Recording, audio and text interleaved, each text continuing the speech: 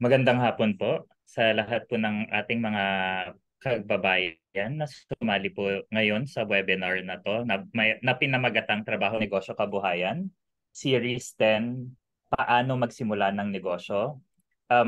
Bago po ang lahat, syempre atin pong tatawagin po ang ating Consul General na siyang magbubukas ng ating webinar po na to. Ang ating Consul General po ay isang career diplomat na pumasa ng Foreign Service Officer Examination noong 1995 at siya po ay sumali bilang Philippine Foreign Service Officer po noong 1996. Siya rin po ay abogado.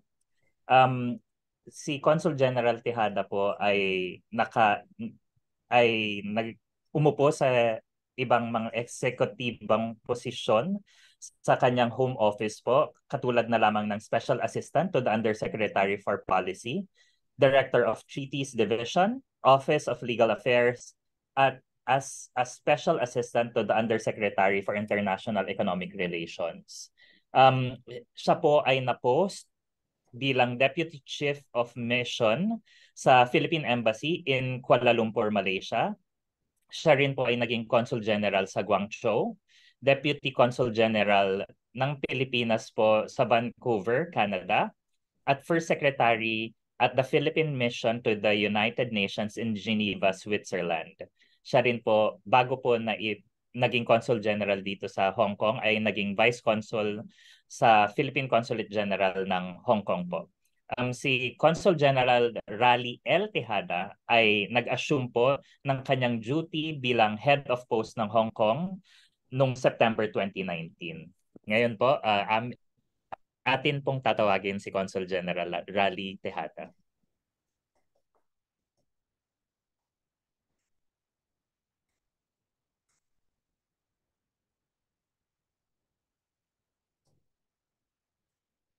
Magandang araw po sa inyong mga kababayan natin na nandito sa Hong Kong at maraming salamat po sa inyong pagdalo sa ikasampung serye ng ating trabaho, negosyo, kabuhayan o yung ating tinatawag na TNK webinar.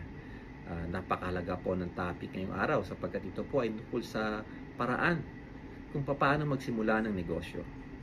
Matagal na rin po tayong huling nakapag-organisa ng TNK at mula nung huli nating webinar ay bumalik na rin po sa normal ang halos ng lahat ng bagay at bunso dito. Mas dumami na din ang mga oportunidad na makabalik muli sa Pilipinas para magsimula ng negosyo.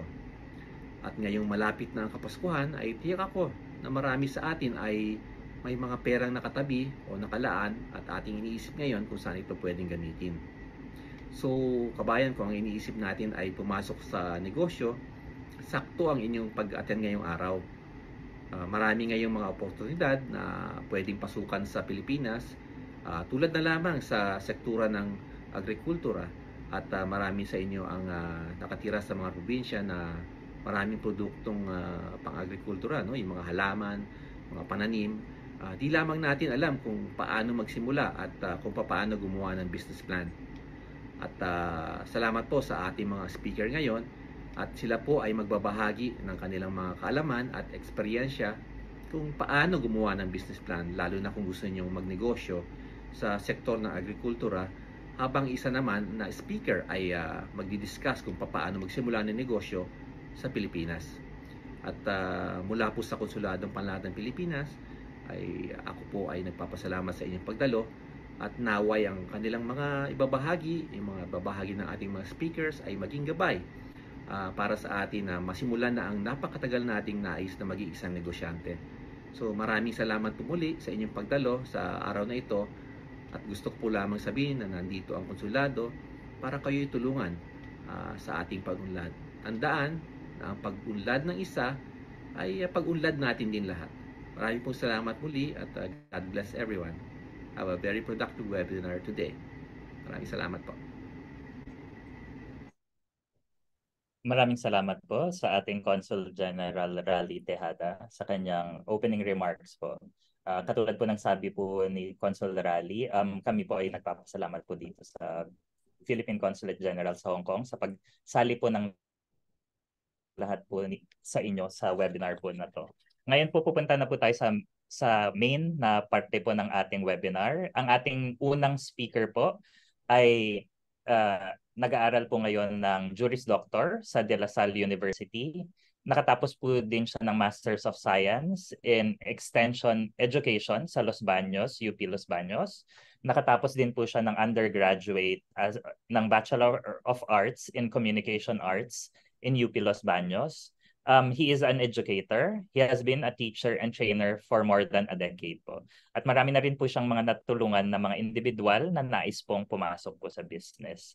Ngayon po, akin pong tatawagin si Mr. Oscar Garcia na siyang magpre-present po sa atin kung paano po kayo maaring gumawa po ng business plan po. Maraming salamat po, Attorney Mabalot. Magandang hapon po sa ating lahat, no? Isang magandang hapon sa ating lahat.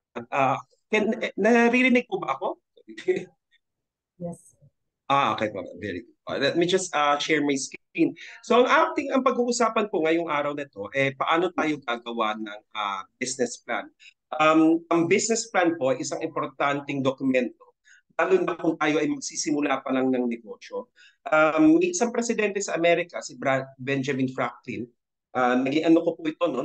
Nagalitan ako dati ng principal ko nung first year ko magturo kasi tamad akong gumawa ng lesson plan. Tapos ang sabi niya sa akin ng principal ko, if you fail to plan, you plan to fail. No? Pag hindi daw tayo nagplano, parang nagpaplano tayo para hindi tayo mag-succeed sa buhay natin. Napakalaki po ng ating magiging uncertainty, no? Na hindi katiyakan pagdating sa pagpasok sa negosyo. Kaya po ang business plan o yung plano sa ating pagnenegosyo ay isang magiging malaking tulong para sa atin para ma-ensure natin na yung ating papasuking negosyo, saan natin ilalagay yung pera natin na pinaghirapan natin ng matagal na, ay hindi lang masasayang, no? Hindi lang siya masasayang at hindi lang siya mabaliwala. Ano nga po ba ang business plan? Ang business plan, no, isang dokumento. Dito lahat ng konsepto sa negosyo na papasukin natin. So kahit na ano po, no, kahit na ito ay negosyo para sa business plan para sa negosyo para sa agrikultura, okay, kahit hindi, kahit na retail, benta tayo ng gamit, etc. Parehong business plan lang po yung susundin natin. Okay? Ipinapakita din po nito kung nasaan na ang negosyo na ginagawa natin at saan tayo pupunta. Usually po, no, parati kong sinasabi sa mga estudyante ko dati, no, sa mga binibigyan ko po ng training dati na magsasaka noong 2015, mahilig po ako magbigay ng training sa mga farmers natin. Ang sinasabi ko po sa kanila, huwag kayong mag-start kung anong gagawin natin bukas. Every time na magpaplano tayo, parati natin iniisip, saan ako pupulutin 10 years from now? Mula doon, magbabalangkas tayo ng plano natin pababa. Pabalik hanggang bukas. So 10 years from now, hanggang bukas. No? Babaliktad yung ating plano. Kasi kung wala tayong konsepto kung saan tayo pupunta, baka mamaya yung negosyo natin kung saan-saan mapunta. Madami po akong nakausap na mga noong 2015, 2016, ako po ay very active, no, sa farmer education sa Mindanao. Madami po akong nakausap na mga negosyante sa agricultural sector. Ang iniisip lang nila bukas, no? Saan nakukuha ng pagkain bukas, ano bukas, etc. etc. Kaya hindi nila napapalago yung negosyo nila. Pag may business plan tayo, nakikita natin saan tayo papunta. Yun yung isa importante niya, no?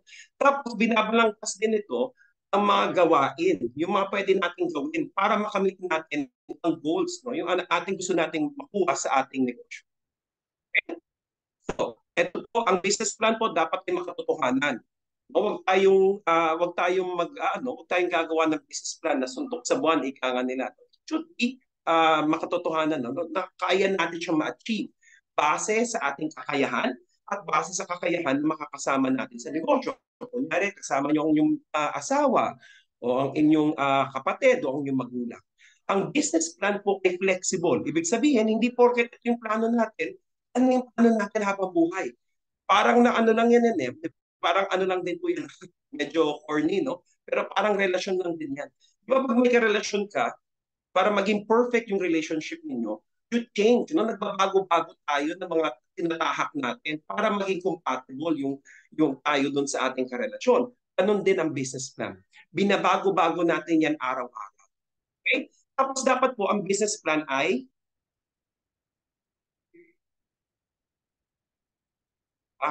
nabibig naman po ako. Naririnig ka naman po namin, Oscar. Okay. Okay po. So ngayon, ang business plan natin dapat din ay malinaw, no? At saka dahil nga ito ay flexible, maaari itong magbago. Right? Sorry. Mali ang napindot. Pasensya na.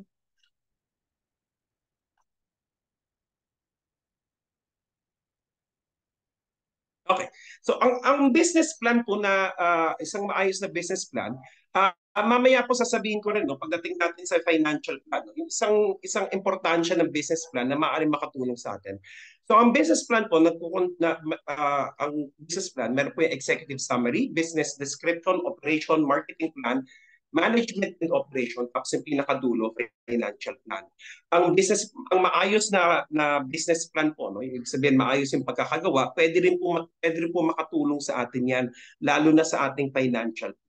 Yan, sasabihin natin mamaya.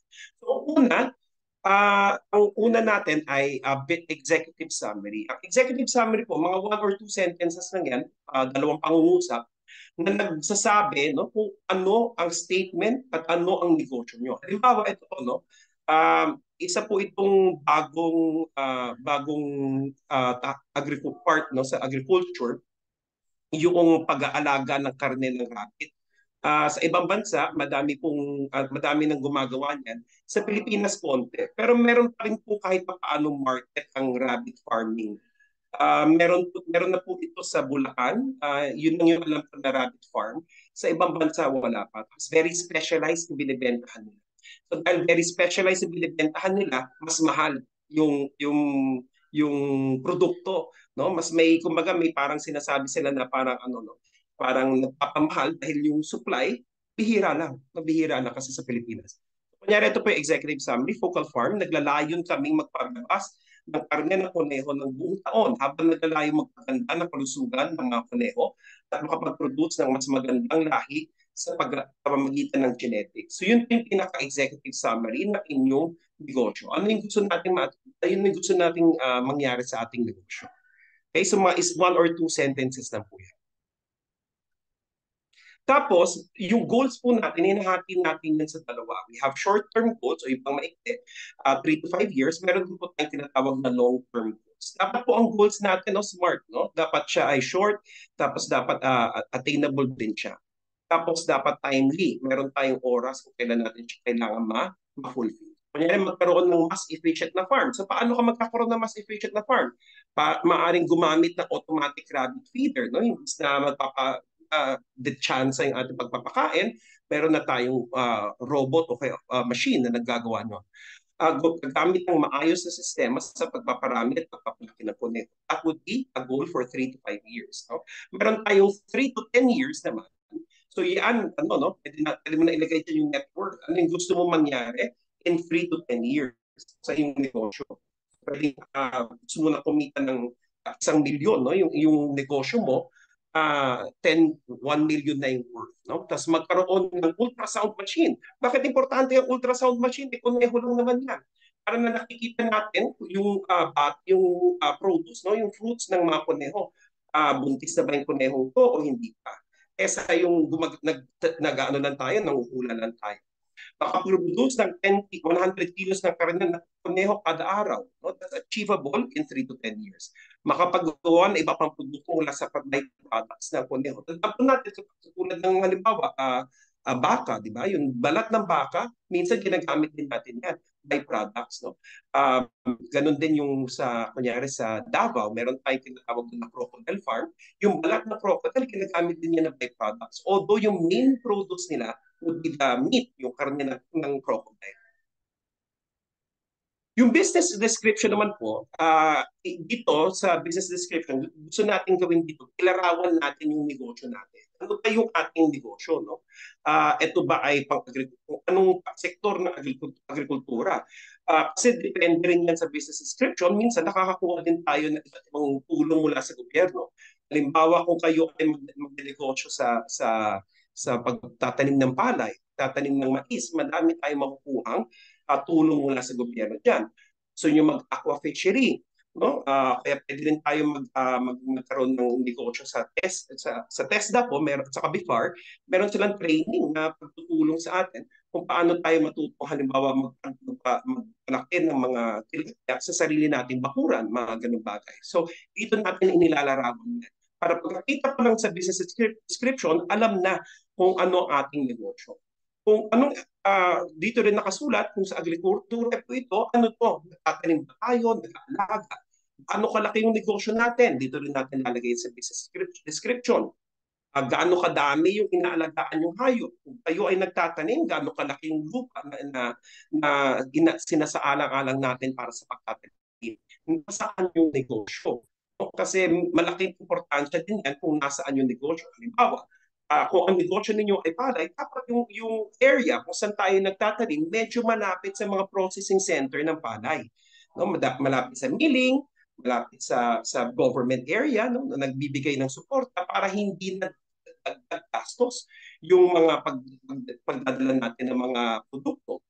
Yung kinukwento ko kanina na rabbit farm, nasa Bulacan. Bakit Bulacan sila? Kasi number 1, mura ang lupa sa Bulacan. Number 2, ang kanilang mga clientele o yung kanilang mga mamimili ay lahat ay nasa Maynila lang. So tatawid lang sila ng border, tatawid lang sila ng Caloocan, andyan na sila sa Quezon City. So yung area po kung saan tayo magtatayo ng negosyo, whether it's agrikultura o hindi, no? Kahit na tayo ay magbibenta halimbawa ng damit, importante ang lokasyon, kaya nasa business description yan. Ano ang facilities ng ating negosyo? Ano yung mga meron tayo? May makinarya ba tayo? Meron ba tayong, kung tayo ay nagsasaka, tayo nagtatanim ng corn, no? Ng mais, meron ba tayong mga makinarya para sa pag-ani ng ating mga mais? Or kung tayo ay mag-aalaga halimbawa ng hayop, no? Kunyari kung manok, meron ba tayong pampainit, no? Pampainit yung parang area kung saan mainit, no? Para hindi sila mamatay kung sakaling lumamig. Tapos kung ito na po ay kunyari meron na po kayong negosyo, no? Gusto niyo siya palakihin, gagawa tayo ng business description, ilagay din natin kung matagal na po yung negosyo natin. Okay, tapos ano yung tingin natin magiging paunlad o paglaki ng ating negosyo in the future. Yung operations naman po, part ng business plan, yan naman po nakalagay kung ano-ano yung mga produkto na binibenta natin. So halimbawa, tayo po ay, ang maganda po no, sa agrikultura, hindi lang actually tayo nakaipit o nakatali sa agrikultura. Madami na po tayong nakita mga farms no, na hindi lang sila nagpatali sa agriculture sector. Nag-venture out din po sila sa turismo. Halimbawa, kung pupunta po tayo sa La Union, meron po tayo ng mga grape farm. Yung mga grape farm po, totoo, anin sila ng grapes, pero hindi lang grapes, no? Nag-iimbit sila ng mga tao para bumili ng grapes, sila mismo yung mag-aani. No? Sa Mindanao, sa Cebu, meron po tayo dyan na flowers naman.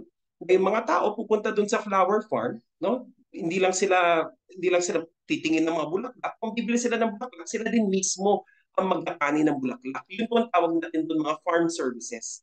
No, pwede siyang maging agritourism yung ating pagnegosyo. Kung palaisdaan naman po tayo, ito lang sa Laguna at saka sa Pampanga, hindi may palaisdaan siya, napakadaming palaisdaan. Ang ginawa ng tao na may palaisdaan, naggawa siya ng sarili niyang restaurant.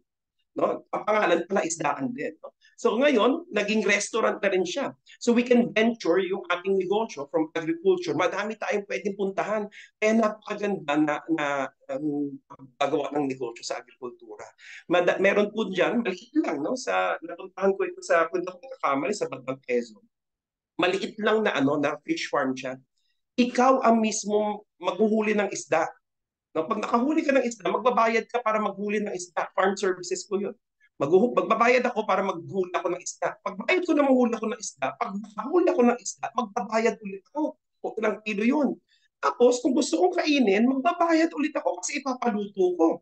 O edi, ang dami na kinikita nung ating negosyanteng yun. No? It's all part of the kanilang operation sector. No? Iniisip nila paano nila mapapalaki. Tapos, maliban po doon, ano ang kakaiba sa produkto or farm services na nilinegosyo natin? Nasa operations po natin sulat yan. Kung mais, napakadaming mais. Napakadaming nagtatanim na mais. Anong pinagkaiba ng mais natin? Tapos, dito po importante, no? Sigurado masasagot ng next speaker natin. Ano-anong lisensya at permit ang kailangan mo sa negosyo? Tapos, risk management. No? Halimbawa, kung kayo may-ari ng negosyo, at may nangyari sa inyo, paano na? No? So, maaaring kumuha tayo ng insurance para sa may-ari ng negosyo na para pag sakaling may mangyari sa atin, na siya na naman wala, magpatuloy pa rin yung negosyo. Hindi lang para sa atin, para sa ating susunod na salinlahi. Environmental issues, no? Lalo na kung tayo ay livestock, kung tayo ay nag-aalaga ng may palaisdaan, o kaya tayo ay may baboy, o kaya bakahan, o kaya kahit anong livestock, no? Environmental issue, yung dumi ng mga hayop. No? Saan pupunta yung mga yan? Diyan din nakasulat yan. And finally, pinaka-importante para sa akin, quality control.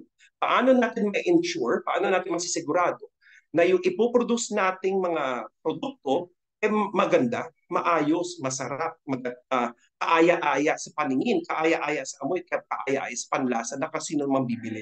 Dahil doon po lalakas ang ating negosyo. So, lahat po yan dapat isulat natin sa operations. Marketing plan naman po, depende po. Depende. Kunyari kayo ay rabbit meat ang binibenta natin. So kung rabbit meat ang binibenta natin, meron na dapat yung, kasi konti lang naman talaga kumakain ng rabbit sa Pilipinas. So, meron na dapat tayong predetermined market, kung sino yung ating predetermined market. So kung wala naman tayong predetermined market, medyo hihirapan tayo sa marketing plan. No? Kasi ibig sabihin, kailangan natin ipalandakan sa buong mundo na, merong alternatibo sa napakamahal na baboy o kaya napakamahal na baka. No? So yun yung marketing plan. Depende po yan sa ating market, predetermined market, kung sino yung gusto nating bentahan. Okay, ano yung produkto ibibenta natin sa kanila? May gagamitin pa tayong marketing tools. So, pagdating sa marketing tools, number one, kung tayo ay gusto natin magkaroon ng value, mas matahan, no? Kasi usually, pag agriculture, ang iniisip ng mga tao, middleman, palengke, di ba? Yan yung usual trajectory. Pero pwede rin naman tayong hindi magganyan, no? Madami na po tayong nakita na may sarili silang bakahan.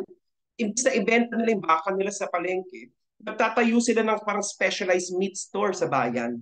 Ang market nila, yung mga mayayaman. So, ibig sabihin, yung binibenta nila, mga choice cuts kung tawagin. Mga sirloin, na ganyan, no? Yung mga nakikita natin sa mga steakhouse. So, pag ganyan po, dapat yung packaging din natin medyo maayos. Hindi pwede yung plastic labo lang. So, yung packaging. In terms of marketing, iba po tayong marketing style. So, meron tayong social media marketing, Facebook, Instagram, Twitter, ganyan. Meron din tayong direct mail. Ang direct mail, yan yung alam na natin kung sino yung gustong bumili ng mga produkto natin. Dadalhan nila natin sila ng mga sulat. Content marketing, ito yung nauuso, no? Yung mga TikTok at yung mga reels sa Facebook. Hindi na lang sila kwento-kwento or tawanan lang. Minsan, ginagamit natin yung reels na yan. Akala mo kwento, pero nagpupush pala tayo ng produkto. Yun yung content marketing. So, nauuso na po yan ngayon. And then print marketing. So, print marketing, tarpaulin, no? Newspaper, mga ganyan. Okay? Punta po tayo sa, pasensya na po, no? Kasi punta po tayo sa management and operations. Ito pong ginawa nating example na to, 2 tao lang yan. So kunyari meron kayong negosyo, no? Meron kayong asawa, kaya meron kayong anak. Yung isa, general manager, yung isa, assistant manager. Importante. Kasi na mag-asawa kayo, magkapatid, magkamag-anak, o ano man. Importante na kayong dalawa, malinaw sa inyong dalawa, ano ang trabaho ng isa't isa. Kasi kung hindi natin mahihiwalay ang pamilya at negosyo. At pag nagka-problema sa negosyo, baka magka-problema sa pamilya. Kaya dapat malinaw. No? Malinaw sa simula pa lang. Ano ang trabaho ni Mr., ano ang trabaho ni Mrs., anong trabaho ni anak, anong trabaho ni nanay or ni tatay. Okay? Malinaw. Desisyon sa paggastos. Herd health. Yung herd health po, ano yan, no? Yung kalusugan ng alaga nating hayop. No? Genetic management, no? Napakahirap naman yan, sir. Genetic management. Madali lang po yan. Madami tayo actually na mga informasyon sa BIFAR, kung tayo ay fisheries, sa DA, no? Madami tayong informasyon dito sa genetic management para mapaganda natin yung lahi ng alaga natin. Okay? So dapat mo nakasulat dyan, sino-sino ang mga individual na may responsibilidad sa negosyo at ano-ano ang gagawin ng mga individual na yan. Kung may sweldo na, kung may kumikita na po yung negosyo, ang suggestion ko nga po, dapat yung individual na napapatakbo ng negosyo may sweldo. Grabe naman to, sir. Ako lang yung may-ari, ako susweldon ko ba sarili ko? Oo, kasi cost yan eh. Cost yan sa negosyo. Dapat sinusweldohan din natin sarili natin. Kung may asawa, yung step natin ng business. Okay? Sa management operation, dito rin po nakalagay yung mga eksperto or consultant na kailangan natin. So kung farming ka, nagtatanim ka, sino yung supplier mo na pesticides, no? Soil testing, tinitingnan natin kung yung lupa ba ay sapat pa para magpa-tubo ng halaman. Machinery, yung mga gamit sa natin kinukuha yan, lenders, no? At saka accountant. Pag livestock naman po tayo, pinagkaiba nila, veterinary at saka nutritionist. Dahil kailangan alam natin kung ano pinapakain natin sa mga alaga natin. Ito na po tayo sa exciting na part, no? Financial plan. Financial plan, ito na po yung pinaka-exciting kasi dito natin makikita kaya natin magawa ng negosyo. Dito nalagyan natin yung balance sheet, no? May balance sheet na tayo. Ito po mga to medyo technical, no? Technical sila. Baka kukulangin po siguro sa 2 oras kung iisa-isahin natin yan. Basta importante dito, kung tayo po ay nasa agrikultura, halimbawa, sa pagdating ng mais at saka sa bigas, nagamit tayong industry benchmark numbers. Pagdating sa baboy at manok, nagamit tayong industry benchmark numbers. Kung baga makikita natin dyan, ito yung magsasabi na maayos yung negosyo mo. So, ito yung para magsasabi na 75 ka ba or 90 o 60. Okay? Makikita natin yan sa sa DA at kung saan pa. However, kung tayo ay nalimbawa sa hindi masyadong sikat, grabe. Yan, wala pa tayong industry benchmark numbers yan sa Pilipinas. Cost of production, pinaka-importante po yan. Magkano ang ginagastos natin sa pag-aalaga, halimbawa na kung ano man. O kunyari bibili ka ng damit, ibibenta natin. No? Ang uso dati yung bibili ng damit sa ibang bansa, ibenta dito sa Pilipinas. So magkano yung cost of production dyan? Bayad mo sa sarili mo sa pagbili mo ng damit na yan, bayad sa aeroplano, bayad sa barko, whatever, at bayad mismo dun sa produkto, bayad dun sa lupa, sa upa, etc. etc. Yun yung cost of production. Importante. Okay? So bakit ko po sinabi na exciting part? Let me just stop this share. Meron pa po tayo isang papakita. Kasi kung tayo po ay pupunta sa agrikultura, hindi po kayo nag-iisa. But hindi po tayo nag-iisa. Teka lang po, essentially. Bubuksan lang natin yung isa. Hindi po tayo nag-iisa. Bakit tayo hindi nag-iisa? Kung sakali po na kailangan natin ng tulong, halimbawa sa pinansyal, makakatulong po ang ating business plan para malaman natin kailangan ba natin ng tulong pinansyal. Kung sakaling kailangan po natin ng tulong pinansyal, andyan po ang gobyerno para umalalay sa atin. Agrikultura po halimbawa, meron po tayong capital access for young, for young agripreneurs, kung tawagin, or kaya. under po yan ng DA. Ito po ay para sa mga youth, no, nasa edad na 18 to 30.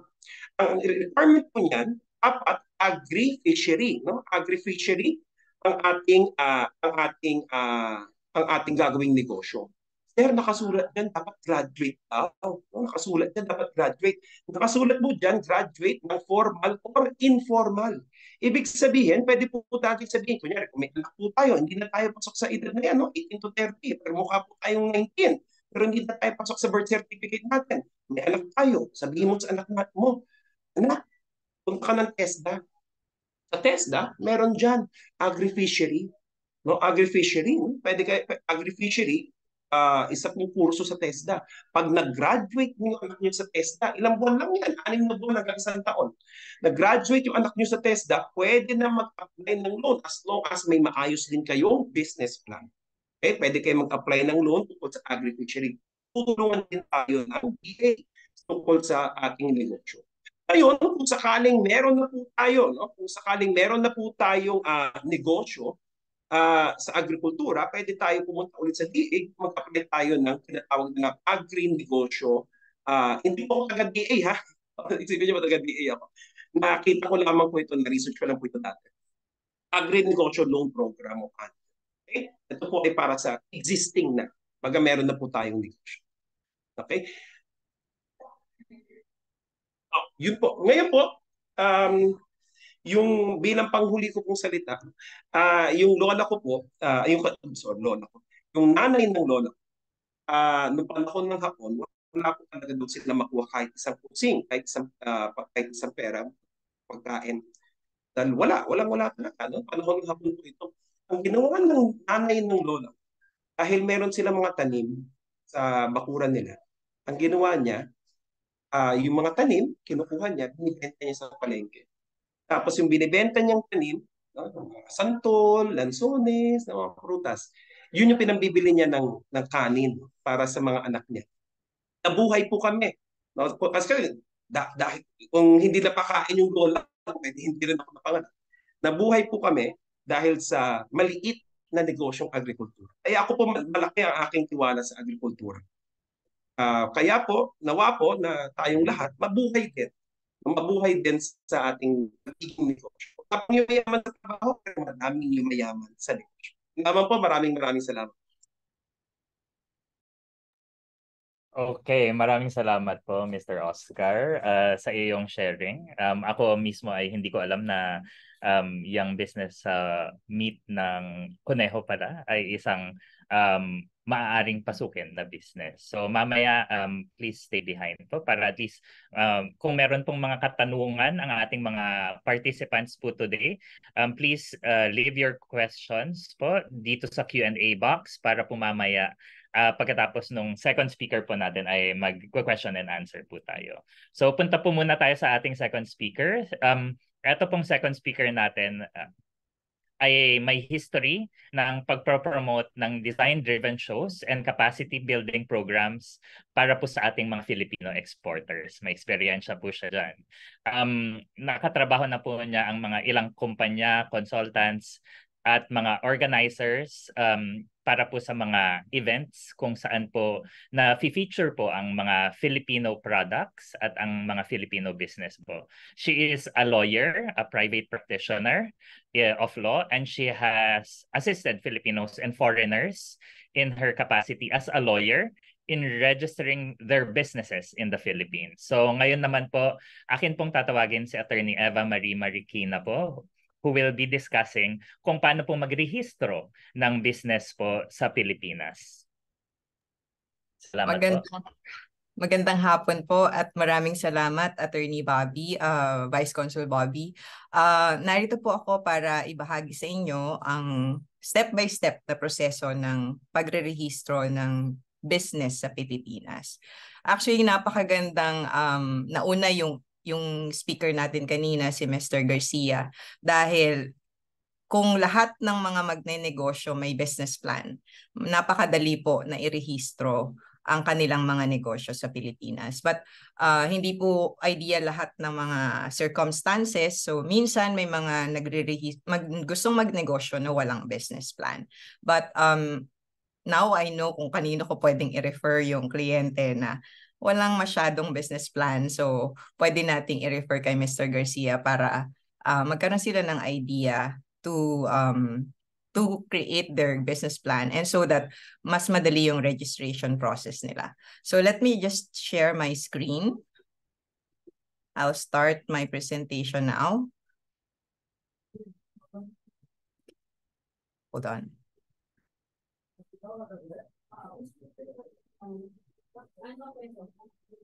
All right. So,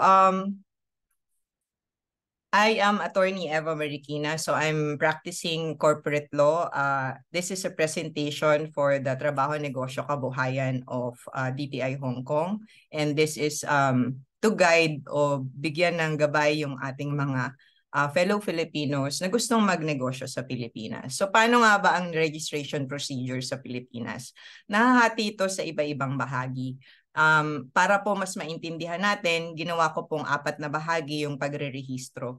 So una, registration sa regulatory body. So depende po ito kung anong klaseng business organization yung itatayo ninyo.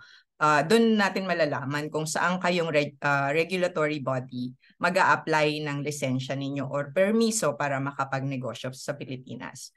Yung pangalawang bahagi naman, pagkatapos yung makakuha ng permiso, kailangan yung magrehistro sa Bureau of Internal Revenue. So, kailangan lahat ng mga negosyo sa Pilipinas pinapatawan ng batas kasi taxes is the lifeblood of the Philippine government. Ito yung nagpopondo sa mga programa ng gobyerno ng Pilipinas. Kaya lahat ng negosyo binibigyan or pinapatawan ng buwis. So, after nating makapagrehistro sa BIR, magkakaroon naman tayo ng registration sa LGU. So kung sino yung nakakasakop na munisipyo o city hall or city sa atin, so kung saan nandoon yung ating principal place of business, doon po tayo hihingi ng business permit. So ang bawat LGU may kanya-kanyang requirement. So depende sa LGU kung saan kayo nandoon, may iba silang requirement. Pero may mga, may kumbaga constant na requirements kayong makikita mamaya sa presentation. But after all of these registrations, kailangan pa rin natin magrehistro sa iba-ibang ahensya ng gobyerno para naman mag-comply tayo sa labor law. Kasi meron tayong mga empleyado na i-employ natin. So protektado po ng batas ang labor force ng Pilipinas, kaya kailangan meron tayong sumunod tayo sa batas sa binibigay ng batas para po protektahan yung mga empleyado. So let's proceed with determining anong klaseng business organization yung itatayo ninyo. So sinasabi ko kanina may iba-ibang business organizations, iba-ibang types. So pwede kayong sole proprietorship, corporation, or partnership. Ililimita lang po natin yung discussion natin ngayong hapon dito sa 3 uri ng business organization na to. Kung sole proprietorship, kailangan kong sabihin, hindi po gumagalaw yung inyong presentation. Oh, hold on. Opo. Yes po.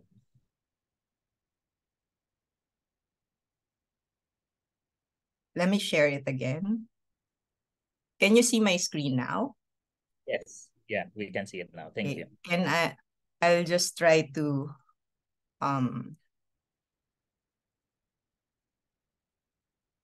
is it moving now? Yes, it is moving now. Thank you. Okay. Yes. Okay. So let me proceed with the discussion kung ano yung mga iba-ibang business organization. So una, pwede kang magtayo ng sole proprietorship. Ang ibig sabihin nito, iisa lang yung may-ari, iisa yung magdedesisyon, iisa yung magkakaroon ng tubo at magkakaroon din ng pagkalugi. Pero ibig sabihin din nito, dahil mag-isa ka, unlimited yung liability mo sa business. So ang ibig sabihin nun, kahit yung sarili mong yaman, hindi yung puhunan na nilagay mo sa negosyo, pwedeng susugin ng mga katransaksyon mo sa negosyo. Ngayon, yung corporation naman, Ang kinaibahan nito, according to the revised corporation code, pwede na po tayo magkaroon ng one-person corporation. So kaya, dinidiscuss ko din yung corporation sa inyo. Kahit po mag-isa kayo, pwede kayong magtayo ng isang corporation, hindi kagaya nung dating batas na kailangan may at least 5 tao para magtayo ng corporation. Pero dito pwede. Ano yung kaibahan niya sa sole proprietorship? Ang one-person corporation ay pwede pong, yung kanya pong yung corporation, yung one-person corporation, naiiba po yung personality niya. May sarili siyang legal personality na bukod doon sa may-ari ng sa sole shareholder ng corporation. So ang ibig sabihin po, limited yung liability niya sa business doon sa kung ano yung ipinuhunan niya sa corporation.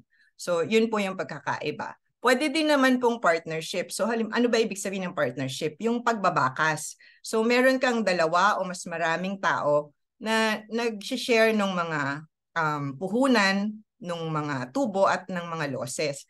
So ang ibig sabihin lang nito, kung may pagkakautang yung partnership, yung mga partners, meron silang, yung kanilang responsibilidad ay iisa. So lahat sila may pagkakautang dun sa taong transaksyon ng partnership. So bakit mahalaga na i-identify ninyo ang form of business organization? Kasi kung hindi po ma-identify, hindi nyo alam kung saan kayo hihingi ng lisensya o ng permiso. Kung sole proprietorship po, sa Department of Trade and Industry tayo hihingi ng permiso para makapag-negosyo sa Pilipinas. Kung corporation naman po or partnership, sa Securities and Exchange Commission. So unahin po natin yung paghingi ng pag-register ng business name at ng license sa Department of Trade and Industry. Ano ang kailangan mong i-prepare? Kailangan mo i-prepare yung business name, kailangan malaman kung saan yung address o kung saan ka magne-negosyo, ano yung line of business, anong capitalization meron ka, at produkto or serbisyo na i-offer mo sa publiko.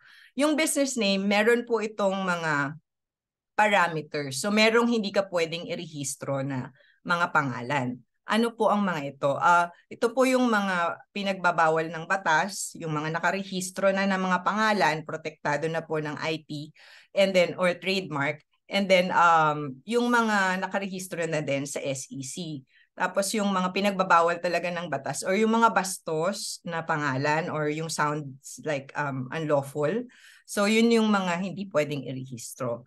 And then line of business, kung merong business plan po na kagaya ng diniscuss ni Mr. Garcia, mas madali nang i-identify at i-fill up yung mga forms, pati yung products and services, and even yung capitalization kasi po nakalagay po doon sa business plan kung ano yung kumbaga operations and even the financials. Ngayon, sa capitalization, wala pong sinasabi sa batas kung magkano ang dapat na capitalization ng isang single proprietorship.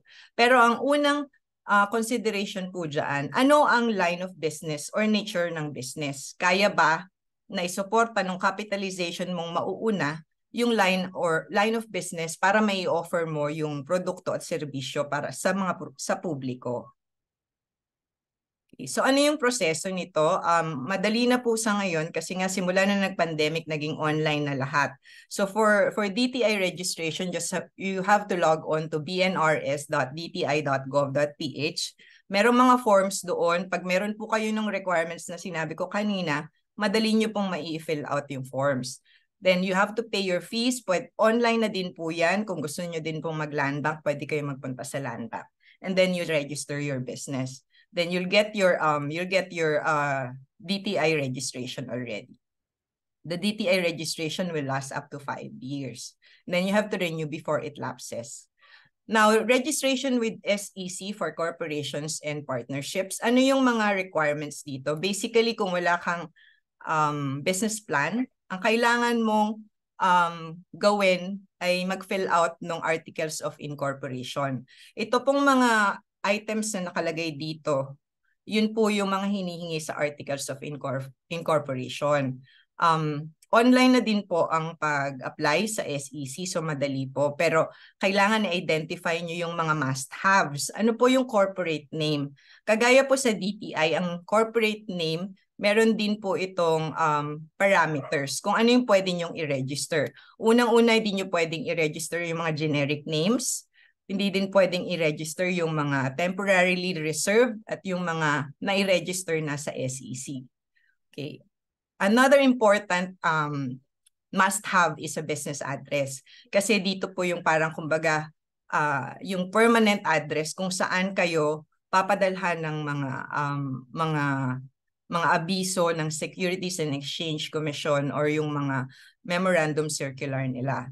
Ano din ang line of business mo? Kasi based on the line of business, kailangan mo ding i-identify or isulat kung ano ang primary and secondary purpose of the corporation. Importante po na maisulat ng maayos at dapat kumbaga ma-encapsulate dun sa iyong primary and secondary purpose of the corporation kung ano yung gagawin ninyo bilang isang korporasyon. Kasi ito po yung kung ano po yung nakasulat dito, ito po yung bibigyan ng permiso ng Securities and Exchange Commission. And kung ang inyong kumpanya sa operation ninyo ay gumawa ng isang bagay, isang activity, or nag-offer kayo ng isang product or service na wala po sa primary and secondary purpose, ibig sabihin po nun, lumalabag kayo or lumalagpas kayo doon sa pahintulot na binigay sa inyo ng Securities and Exchange Commission. So, that means na meron kayong na-commit na mali and pwede kayong habulin ng Securities and Exchange Commission on that. Capitalization and structure. Capitalization for a domestic corporation, ang requirement lang po ng batas ay 5,000 pesos. Yung structure niya, ilan ang shares ng inyong capitalization and magkano yung share na yon. At yung bawat share ba voting or non-voting, yun po yung ibig sabihin nun. Medyo madaming mga words at mga na kailangan pong intindihin. So that's why yung pag-apply po sa SEC, kailangan po ito pag-isipan muna, upuan muna ng lahat ng shareholders at ng magtatayo ng negosyo. At kung mag-isa ka naman, kailangan mo nang isulat at i-identify lahat ng mga requirements na ito. Ano yung mga produkto at services? Again, yung products and services, nakatali yan doon sa requirement number 4, which is yung primary and secondary purpose. Dapat lagi siyang nag-jive or hindi nagsasalungat. The next would be shareholders. Sino yung mga magtataya sa negosyo, sa corporation na ito? Sino yung mga incorporators o sino yung mga magtatatag ng korporasyon? Ina-identify po kasi yan kung sino sila, anong nationality nila, ilan ang shares nila, and saan sila nakatira. Napaka-importante po ng mga impormasyon na yun. Also, ang Articles of Incorporation ay kailangan i-identify mo na kung sino yung mga unang board of directors kasi sila yung mag-act on behalf of the corporation. Treasurer, kailangan din i-identify na kasi yung una pong shares or yung mga babayaran na shares ng mga shareholders sa kanya po pupunta and ilalagay niya sa isang corporate account. So ito yung mga must-haves na kailangan identify. Kung merong business plan ng isang corporation or isang magtatayo ng corporation, madali pong i-identify itong mga ito. But again, hindi nga ganun ka-ideal lagi ang sitwasyon. So minsan walang business plan. So ito yung mga must-haves na hinihingi ko sa kliyente kapag kailangan nilang magparehistro or hinihingi nila yung tulong ko pag nagpaparehistro. Now, what's the process? So you log on to espark.sec.gov.ph. Again, this is purely online. Wala na silang tinatanggap na manual application ngayon. So you fill out the form, kailangan merong isang representative na magsasagot ng lahat ng information doon. So once na nasagot mo lahat ng information, kasama yung lahat ng nasabi ko sa requirements kanina, ma-generate yung draft articles of incorporation and bylaws. So yun, ipapa-review natin or re-reviewin natin, and then once okay na, isasubmit natin yan.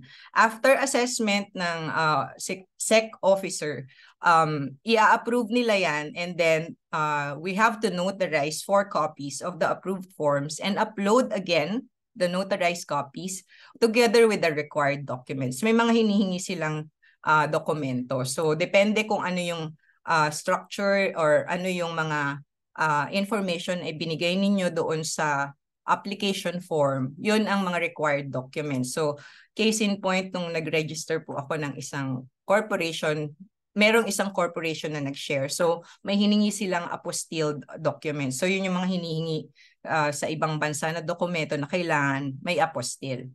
And then papadala. So pag pinadala dito, kailangan mong i-upload yon. So what happens next is that your application will be approved for payment. Once it is approved, then you pay it online. Mas madali pong online na gawin kasi once you pay it, you can generate or download the digital certificate of incorporation. And then, ibig sabihin nun, registered na sa SEC. But hindi ho natatapos doon kasi may digital certificate of incorporation na kayo. Kailangan nyo pang isubmit yung 4 na kopya na original sa SEC. Ang submission po nangyayari doon sa SEC branch in Robinson's Galleria. And then once you submit that, meron pa ring review kasi pwede pa rin nilang i-cancel or i-revoke yung binigay nilang digital certificate of incorporation kung may false documents kayong na-submit. Now, if wala namang problema, i-issue na sa inyo yung original certificate of incorporation, but you also have to secure your stock and transfer book. So ito po yung importanteng document book kasi dito nakasulat lahat ng shareholders, anong shares nila, kailan nila binayaran or bayad na ba. And sino yung may mga utang sa shares nila. And then after that, you comply with the initial reportorial requirements. Ano tong mga to? You have to give them a list of the officers, sino yung officers, president, secretary, and treasurer. So pwedeng dalawa lang actually yung officers. Pwedeng president, tapos pwedeng secretary and treasurer, one person lang. Pero hindi pwedeng mangyari na ang president ay secretary at ang president ay treasurer. So corporate secretary plus treasurer, yun lang ang pwedeng dalawang posisyon na i-handle ng isang tao. Okay? Because of check and balances. So yun yung ginawa ng batas po. Okay, so once you're registered with SEC or DTI, you can proceed with registration with the BIR. Nauuna po yun lagi kasi ang hinihinging requirement ni BIR, Certificate of Incorporation or DTI registration plus other registration documents. So kailangan meron ka munang legal personality bago ka mag-secure ng registration sa BIR. So you fill out your forms. You have to identify whether you are a VAT or non-VAT. Ano yung importansya nito? Pag VAT ka, ibig sabihin nun lumagpas ka sa threshold na 3 million yung kita mo bawat taon. Pag non-VAT ka, hindi ka lumalagpas sa threshold na 3 million. So may implication kasi yan even to your receipts. So ang pagbagong business, ang tinatanong ko parate is, tingin mo ba lalagpas ka dito sa threshold na to based on the line of business that you are in and ano yung iyong nature of business. So pag alanganin, pwede ka naman mag-non-VAT. And also, pag halimbawa alanganin na yung period. Like for example, lagpas na ng kalahati ng taon, pwede ka mag-non-VAT. And then the next year, pwede ka naman mag-VAT na. And importante din ito kasi yung makikita nyo dito sa authority to print, ito yung mga resibo. So, meron kasi dyan, pag nagpa-print ka ng resibo mo, i-identify na kung VAT ka or non-VAT. So, pag mga instances na tingin mo hindi ka aabot, non-VAT ka muna, or pinaka mas magandang gawin is maghingi ka muna ng permission na mag-issue ng temporary receipt, and that's available with the BIR. But at some point, you will be required to print your own ORs or sales invoice. Okay, if you are transacting through a representative, kailangan po dito ng special power of attorney for sole proprietorship and individuals, or if you are a corporation or a partnership, kailangan po ng a board resolution or secretary certificate, government ID of the representative, and then also you have to buy your books. Nabibili po ito sa mga bookstores kasi kailangan din nila yan i-stamp for monitoring. Then again, you have to print your receipts. So authority to print yung receipts. So what's the process? So you can actually apply online, but for first, yung initial na pag-apply, ang lagi kong sinasabi, mas maganda you apply at the Revenue District Office kasi may mga katanungan ka about taxes and hindi mo yun masasagot or mabibigyan ng resolution kung hindi ka nakaharap sa isang revenue district officer. So, yun yung mas kagandahan ng pupunta ka doon. That's just one time. And then when you're there, gawin mo na lahat. So, i-fill out mo yung forms, ibigay mo lahat ng requirements, you pay the registration fees, you get your COR, Certificate of Registration, submit ka na din ng authority to print for your receipts or request for an issuance of a temporary receipt, gaya ng sinabi ko kanina. Also, you do your registration of the book of accounts kasi mahirap pa balik-balik. Isa-stamp nila yan physically. So, dapat on that day that you register, you also have your book already available for stamping. And then, if available na din yung employees' information and documents, mag-register na din kayo ng employees nyo in the BIR. Okay? So, after the registration with BIR, you proceed with registration with LGU. Again, as I have said, iba-iba yung, may mga peculiar or particular requirements ang iba-ibang LGU. So, and also depending on the nature of the business na itatayo ninyo, may iba-iba din or additional na requirements. So, ano yung basic requirements? Again, Certificate of Incorporation or DTI registration. You fill out the forms for new business, special power of attorney or board resolution or secretary certificate for corporations, government ID, PIN. So that's why yung LGU registration mahuhuli to or susunod to after ng BIR registration. So kasi kailangan siya or requirement na siya sa registration with the LGU. You also have to secure barangay clearance for business kung saan nasasakop kayo, and then locational clearance. So let's proceed with the registration process with the LGU. What you do first is go to your barangay at humingi po kayo ng barangay clearance for business. Hinihingi ulit dito yung SEC or DTI registration documents, office lease agreement, and payment of fees. Sometimes they require inspection of the facility or the office. So hindi mo yun makukuha sa araw na nag-apply ka ng barangay clearance for business. Usually, pag ganon, the following day mo na makukuha yan. And after mo makuha yung barangay clearance for business, you proceed with the zoning department of the LGU and then you apply for a locational clearance. Ano naman pong kailangan dito? Registration documents again, you pay the fees, and then office lease agreement, business permit of your lessor, company profile. So that's why important kanina yung business plan. Pero pag hindi, ang minimum requirement nila dito, mission and vision statement ng company. Other requirements will fall in, ito yung mga requirements sa mga particular businesses. Like for example, if you are putting up an IT-related company, ang isa sa mga requirement nila is an undertaking na hindi kayo mag-engage sa gambling activities or gambling-related activities now that you're registering and in the future. And also payment of fees. Kasi kung halimbawa in the future you are found to engage in this gambling or gambling related activities, pwede nilang ipasara unilaterally yung inyong business. So yun yung mga nakita natin sa sa TV na pinapasara ng LGU yung mga businesses because of the violation or dahil walang business permit. And then so once wala namang problema yung application mo for locational clearance, you can already submit your business application, permit application. So ang requirements dito, isa po yung sa requirement yung locational clearance. That's why it's before the business permit application. Again, the DTI or SEC registration documents, yung office lease agreement, the business permit. Also, there's an insurance or general liability insurance na required. So, bibili kayo niyan and others. But, yun nga, these are, kumbaga, ito yung mga constant na hinihingi. Pero, there are certain requirements that may be required by a particular LGU. So, mas maganda na bago kayo mag-apply para kompleto documents niyo, hingin nyo muna yung mga kailangan or requirements.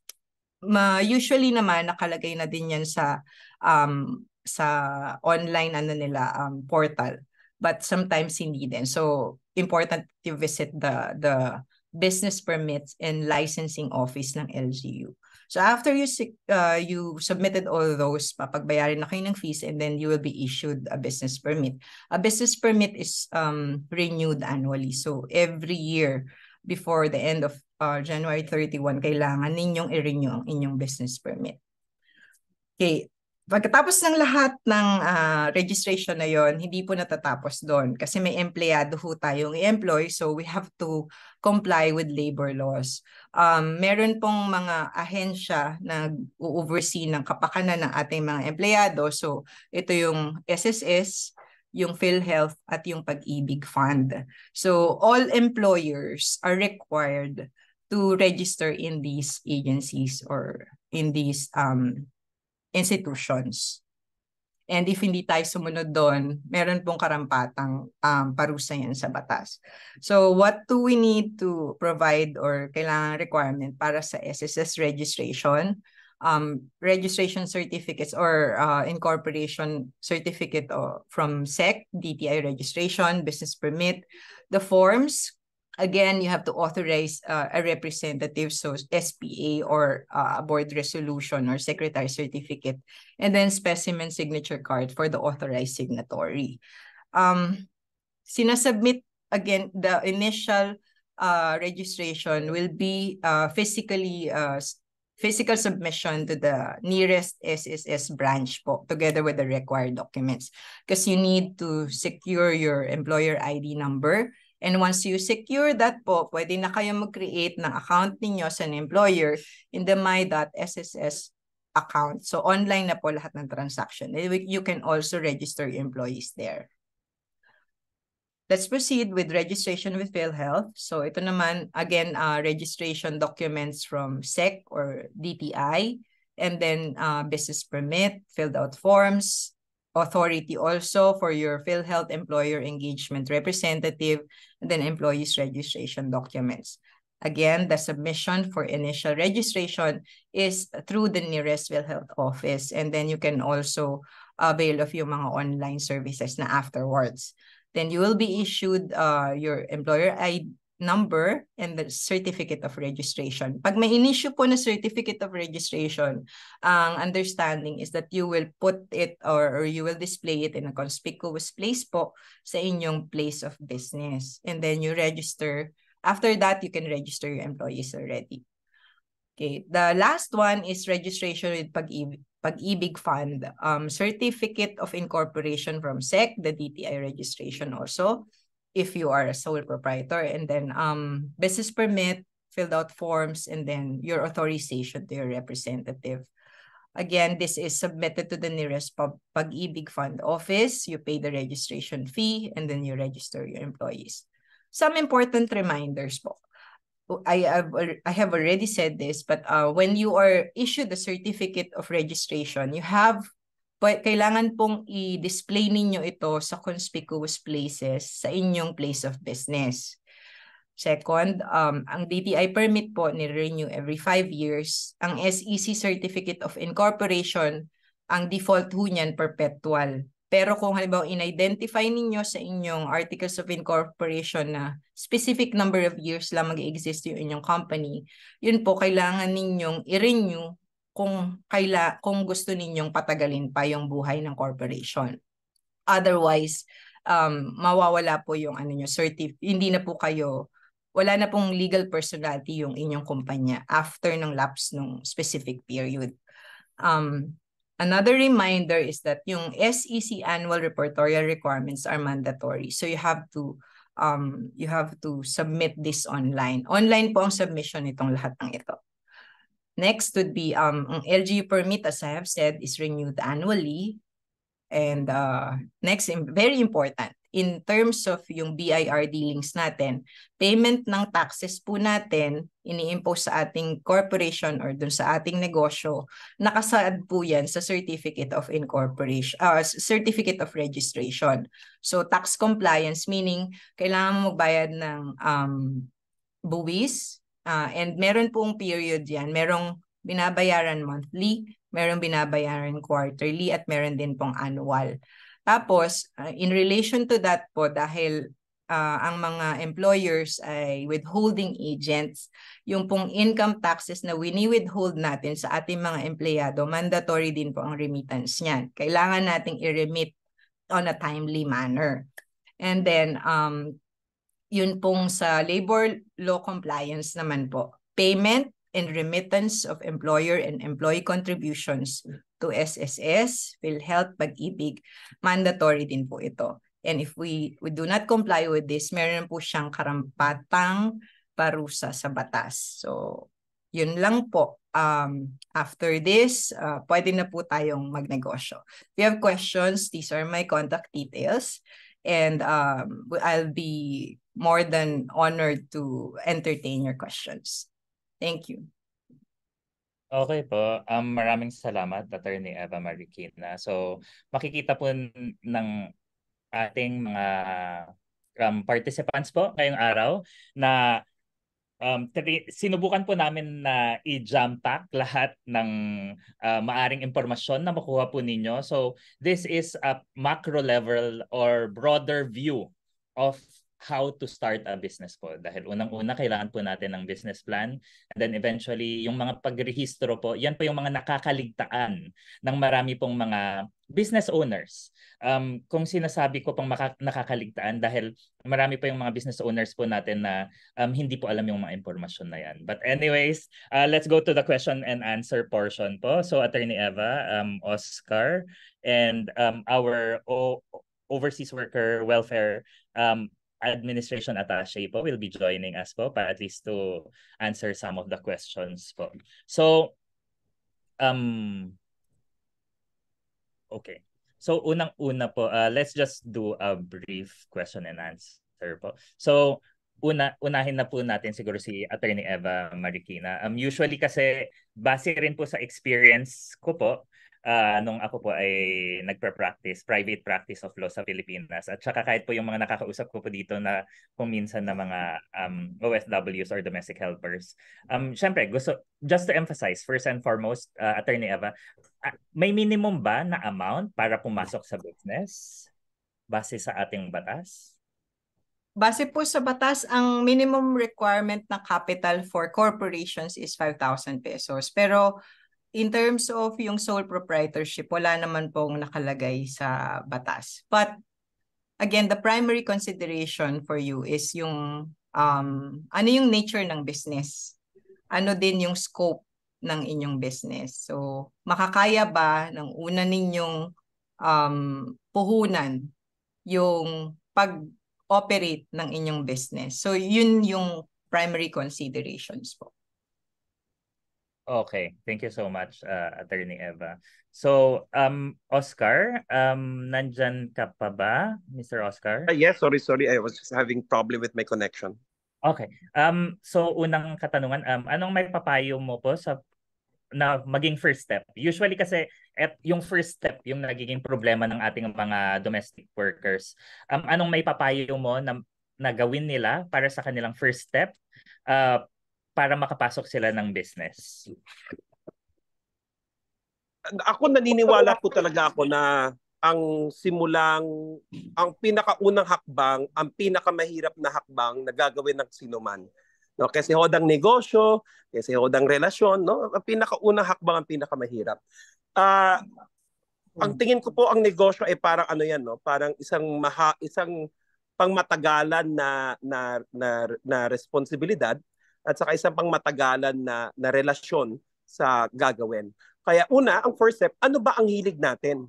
Hindi naman pwede tayong pumasok sa negosyo na hindi natin hilig yung bagay. No? Kunyari, mahilig tayo sa pagkain. So baka maaaring doon tayo pwede pumasok. Unang step natin, ano yung hilig natin? Pangalawa, susugan ko na, attorney, no, ng pangalawang step, doon sa area natin, kasi syempre pinakamadali mag-start na negosyo doon sa area natin. Doon sa area natin, ano yung may oportunidad? Kunyari, mahilig tayo sa damit, pero yung area naman natin hindi conducive para sa negosyo ng damit dahil ang mga tao doon mahilig mag-ukay-ukay o kaya hindi bumibili ng damit. So baka hindi pwede rin yun kasi mahihirapan tayo maghanap ng ibang location. Okay. Mr. Oscar, since na-discuss mo kanina yung industry benchmark numbers, meron bang official na nakukuha niyan at saan pwedeng makakuha? Depende po sa ating sa ating industriya, no. Sa DA meron po tayo iba't ibang industry benchmark numbers diyan for Filipino agricultural benchmark numbers. Ang alam ko po sa ibang bansa, no, yung World Trade Center, WTO at saka United Nations, meron din sila mga sarili nilang benchmark numbers. Pero yung benchmark numbers po ay medyo masalimuot na isang proseso yan, no? Kasi kailangan nating maintindihan kung talagang seryoso tayo sa pagpasok sa agrikultura, kailangan natin magkaroon ng isa pang pag-aaral, no? Para makita natin yung benchmark numbers at anong ibig sabihin ng mga numerong yon. So, madami po naman po yan online, no? Online makikita natin sa pamdaigdigan at saka panglokal. Okay, maraming salamat po, Mr. Oscar. Attorney Eva, meron tayong question na dito sa Q&A box. Yung question ni Ms. Editha Pante ay meron siyang franchise ng bigasan. Ano ho ba ang mga permit na kailangan muna habang wala pa pong mga gaanong kinikita? Maybe na-i-discuss nyo na po kanina, Attorney Eva, but maybe you can just briefly and quickly like lump it together. Okay. Ma'am, you need permits from either DTI or sa SEC. Depende ho kung anong klaseng business organization. Kayo ba ay sole proprietor? Kung sole proprietor sa DTI, kayo hihingi ng license. Kung kayo po ay corporation, hihingi kayo ng license sa SEC. And then mag-register kayo sa BIR after that, and then LGU. So those are yung mga mandatory registrations po. And then of course, you have to comply with the labor law. So kailangan nyo din mag-register sa SSS, sa PhilHealth, at saka po sa sa Pag-ibig. Yun. Okay po, Attorney Eva, meron din ito, alam natin na masyadong specific po yung question po ni Ms. Hazel, but I will just read it. What are the requirements for establishing importing fertilizers and retailing it locally to farmers nearby the area? I guess the example is she wants to buy urea fertilizer at Alibaba.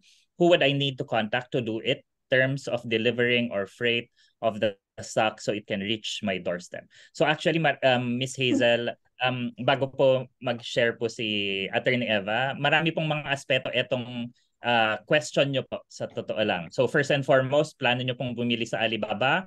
So yan po ay international transaction. Magdedepende po yan sa agreement, kung ano man yung agreement, kung anong batas ang mag-a-apply.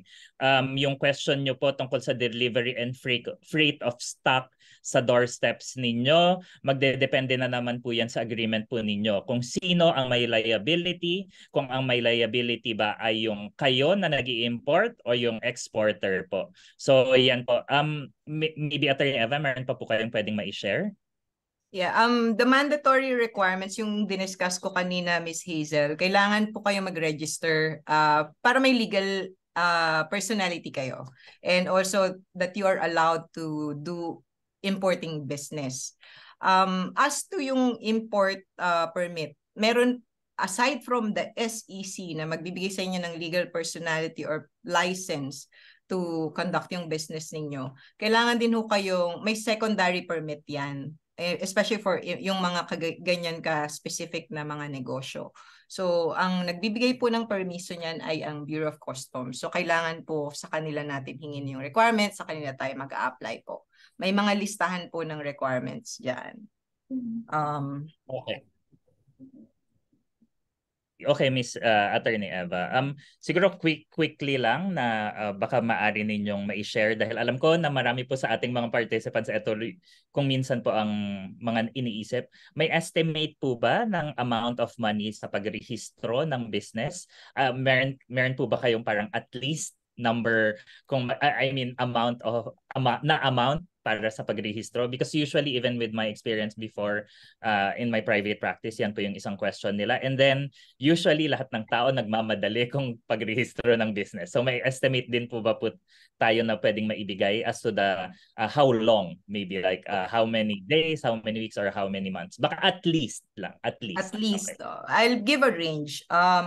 Yung unang question about yung minimum amount or capitalization, I said this already kanina. Pag corporation, domestic corporations, minimum of 5,000 pesos. Pero pag sole proprietorship, wala po tayong minimum amount. But again, you consider ano po yung nature ng business ninyo, ano yung scope ng business ninyo para makapag-operate kayo. And just to add, question. katulad yung sinabi po ni Attorney Eva, yung sa capitalization kasi na yan na amount, dyan din po magbabase yung mga babayaran ninyo sa mga government agencies. Kaya po ganun po yung sagot po dyan sa question po na yan. Go, Attorney Eva, yung second question. Yes, tama po yun. Madali bang magrehistro ng mga business? Depende po kung kompleto lahat ng requirements. But ang tinitingnan po nating timeline dito, for corporation, domestic corporations, about 1 to 2 months, you will be registered in all the government agencies. Tumatagal lang po ang mga registration natin sa mga iba-ibang ahensya kasi sometimes meron kang ibibigay na information, hihingan ka ng document na magsusupport ng information na yon. And nakadepende din sa'yo kung paano mo isasubmit, kung tatanggapin nila yung isasubmit mo. So pwede siyang tumagal ng up to 3 months. Ang pinakamadali is 1. Medium na ano is 2 months for all the agencies to be registered. Madali ho yan kung may business plan tayo. Again, kung meron tayong plano na malinaw sa ating negosyo. Pero kung halimbawa wala talagang plano tas gusto ko magnegosyo, bigla ka nilang lumapit sa isang abogado o kakilala mong agent na marunong magrehistro ng mga negosyo. Medyo nagkakaroon kayo ng yung kumbaga yung downtime kasi iniisip pa ano yung mga plano mo sa negosyo. Like, ang mga LGUs ho, nanghihingi ho yan ng company profile. Kung wala ho kayong plano sa negosyo, wala kang maiibigay na company profile. So, you will have to craft all of this from scratch. So, yun. The fastest is 1 month for all. But based on experience right now, yung SEC pa lang na registration for a domestic corporation, tumatagal siya ng about a month.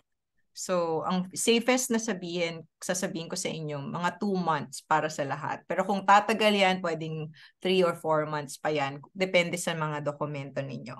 Tapos, yung estimate ng expenses, ang ballpark figure for a domestic corporation is 25,000 pesos for all. Depende po ito sa capitalization. Kasi for a domestic corporation, yung SEC registration fees, nakadepende yan sa authorized capital stocks ninyo. So kung mas malaki, mas mataas yung sisingilin ng SEC. Ganun din po sa BIR. Kasi si BIR yung registration niya, sa totoo lang, 500 pesos plus yung 30 pesos na yung sa documentary stamp tax. But that does not end there. Kailangan mong mag-secure ng OR mo. Kung magpapaprint ka, that's another 2,500. Now, if you are a corporation, yung originally issued shares mo, meron huyang documentary stamp tax. And mahal po yung DST. So, for example, yung isang corporation na niregister po namin, na-assess siya ng BIR ng documentary stamp tax ng 8,750 for yung initially subscribed. Initial subscription will require a documentary stamp tax. So, malaki din po yon. And then, sa sa LGU, ang about 15,000 pesos. Meron kang insurance sa kailangan bayaran, may locational clearance ka. Ang barangay clearance po, nagdedepende na din po yan sa authorized capital stocks nyo. So, yun din, yung mga layers na kailangan nyong tingnan. So, the safest, mga 25,000 minimum for a corporation. For a sole proprietor, mas konti po yan. Kasi si DTI naman, ang variable sa pag-register sa kanya, anong scope mo ng negosyo. Ito ba ay barangay? Ito ba ay municipality or city? Or regional ba siya or national? And hindi yun, siguro mga 500 to about 2,000 pesos lang yun. So siguro pag mga sole proprietorship, siguro about 10 to 15,000 pesos. Ganun po yung registration na fees na range. Okay, maraming salamat po, Attorney Eva. So, susubukan po nating sagutin po lahat yung ating mga katanungan dahil sayang din po yung time po na habang nandito po tayo. So, I think to our OWA attaché po, baka po ang ating partner po palagi sa ating pag-organisa ng TNK kasama po ng PCG, baka kayo po ang pwedeng sumagot po netong question po ni Mr. Leo Diocades po. Basically, it's a statement, but I think we'd be able to answer it. But sana you can organize a seminar on business ideas. What people need is to be inspired. When they have found what business to do, all else will follow. So, Miss Sosima, siguro baka pwede po tayong mag-share kung ano pong mga plano pa po natin sa mga susunod na mga TNK seminars po natin. Naku, nawala yung ano ko, sandali. Opo. Nawala yung Zoom ko. Opo, no worries po, Miss Dina. Ano ba ito?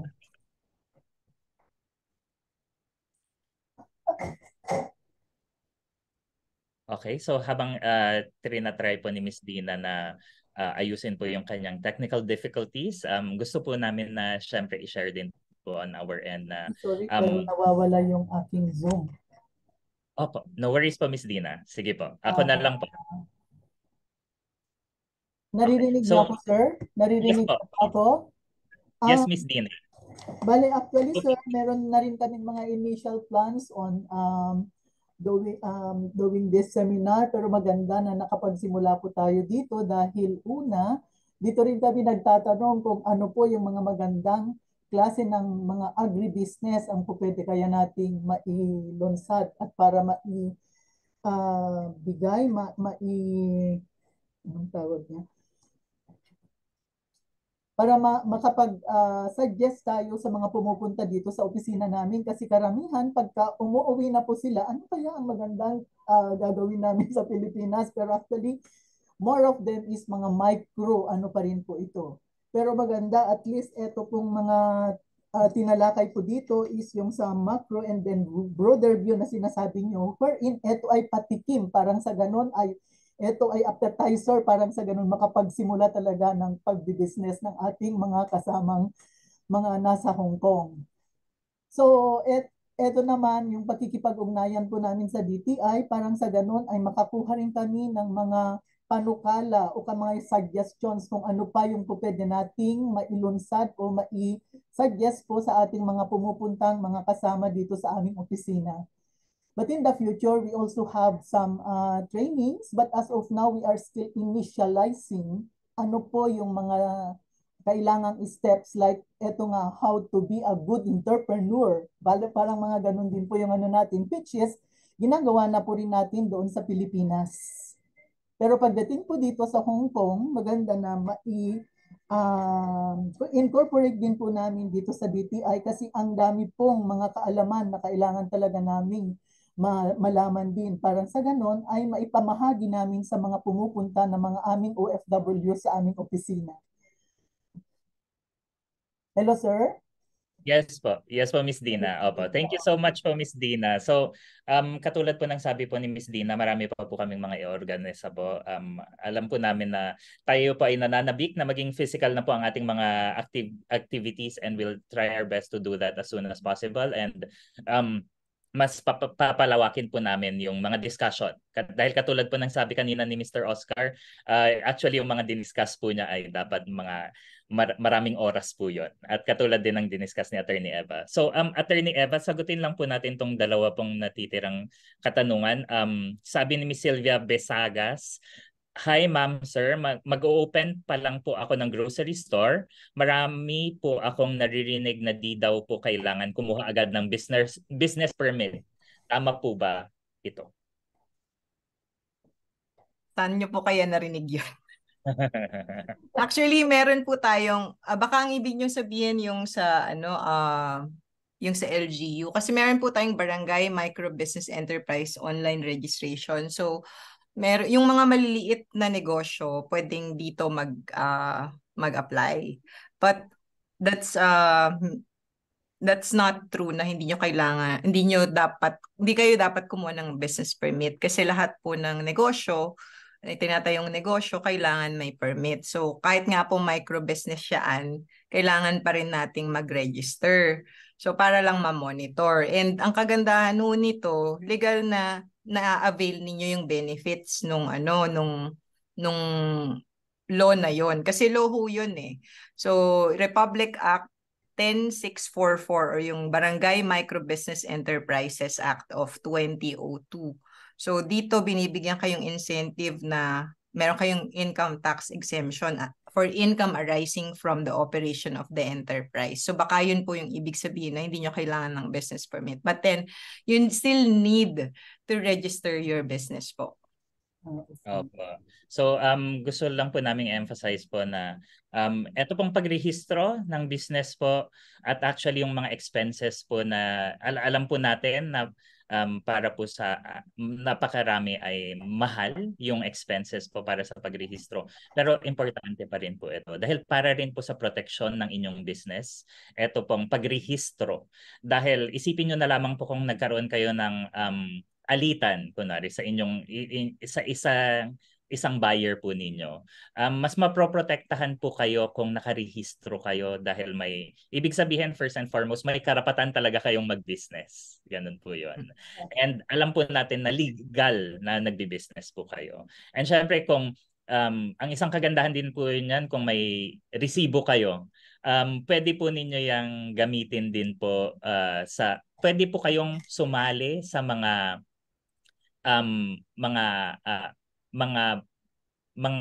kung ang mga gobyerno ay gustong bumili ng supplies, pwede rin po kayong sumali doon sa parang mga bidding po yun na ganon. Ngayon, Attorney Eva, sagutin po natin tong huli. Ask ko lang po sana, paano po mag-apply ng TIN na dito po ako sa Hong Kong? May PesoNet and Wi-Fi pakuhan na po ako ng DTI permit. Tapos nag-proceed ang ate ko sa BIR. Ang sabi, personal daw ako magkuha ng TIN number. So, sole proprietor po ako. Thanks po.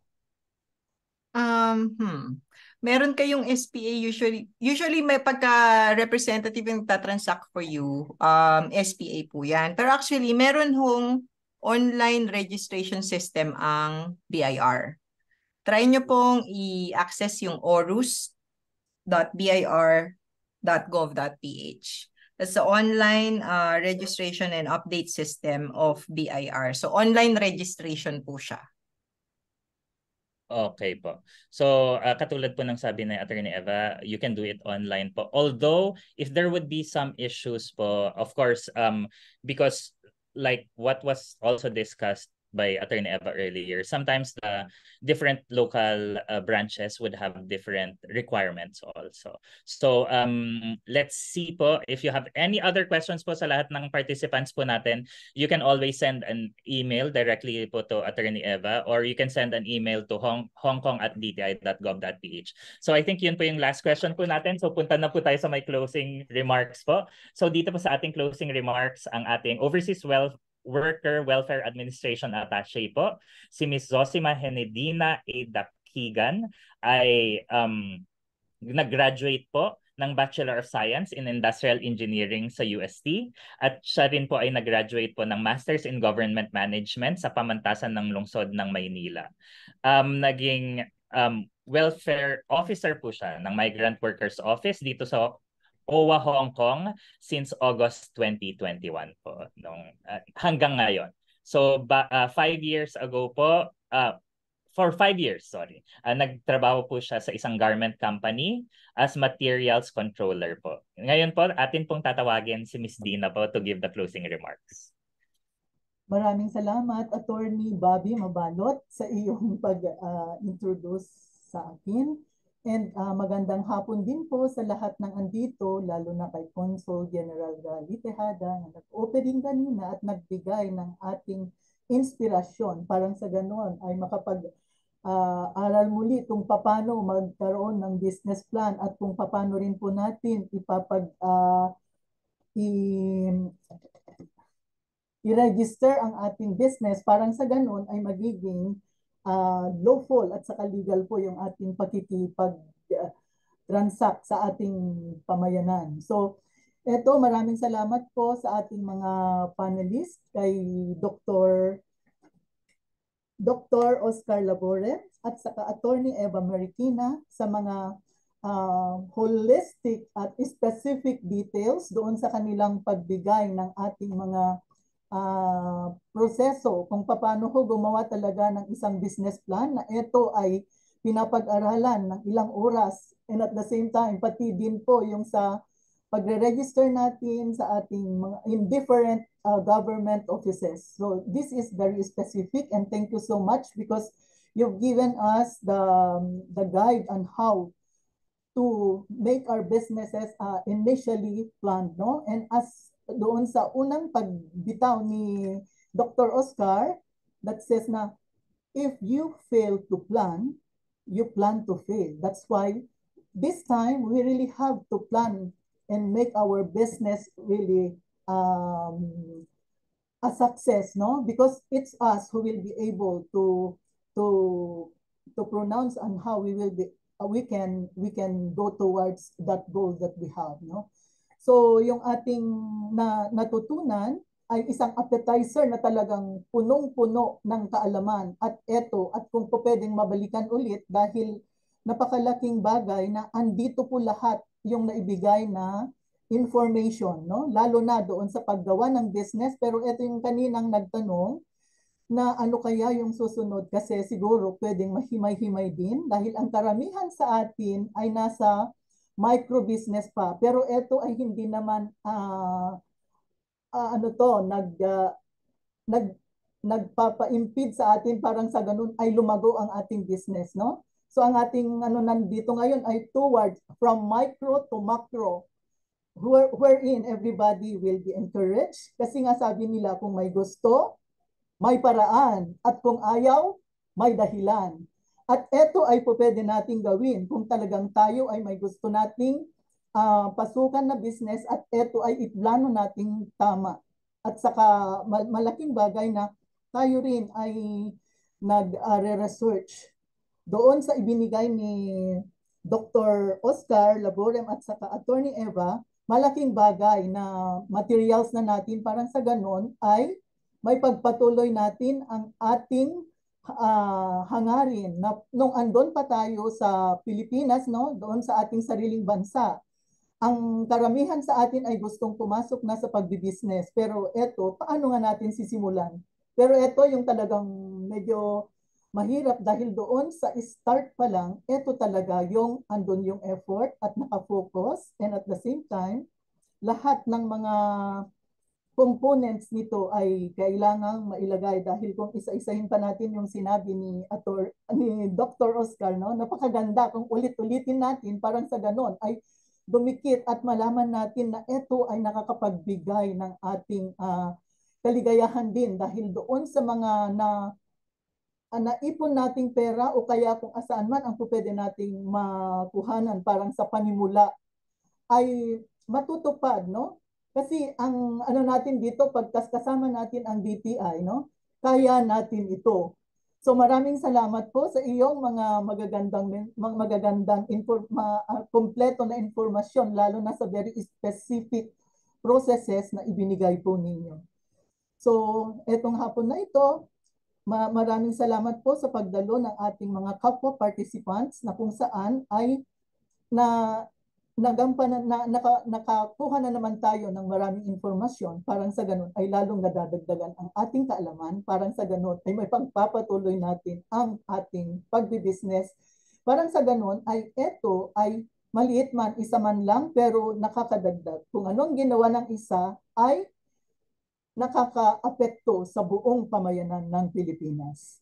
So maraming salamat po, at yun po yung masasabi kong pag-closing ng ating Opo. Thank you. Maraming salamat, Miss Dina. Again po to our participants, thank you so much. We from the Philippine Consulate General here in Hong Kong, the Philippine Trade and Investment Center here in Hong Kong, and of course OWA in Hong Kong would like to thank all the participants for joining. We'll be uploading the video of our webinar today in all our Facebook social media accounts. So we'll see you again in our next event. Thank you po. Maraming salamat. Have a good day and God bless. Thank you.